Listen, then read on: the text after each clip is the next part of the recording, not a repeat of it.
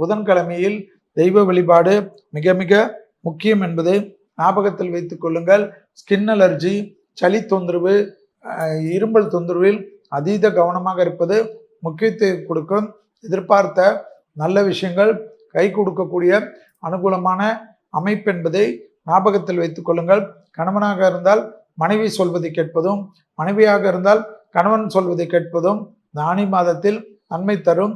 உறவினர்கள் வருகை, நண்பர்கள் வருகை, விடுபட்ட தெய்வ யாத்திரைகள் முடித்துக் கொள்வது, பணத்தட்டுப்பாடு தீர்ப்பது, பிள்ளைகளுடைய நீண்ட நாள் கனவுகளை நிறைவேற்றுவது என்று எல்லா விதத்திலும் ஆச்சரியத்தக்க முன்னேற்றங்களும் அனுகூலங்களும் நிச்சயமாக ஏற்படும். இழுபறியாக இருந்த நிலைமை படிப்படியாக மாறுவது கண்கூடாக பார்க்கலாம்.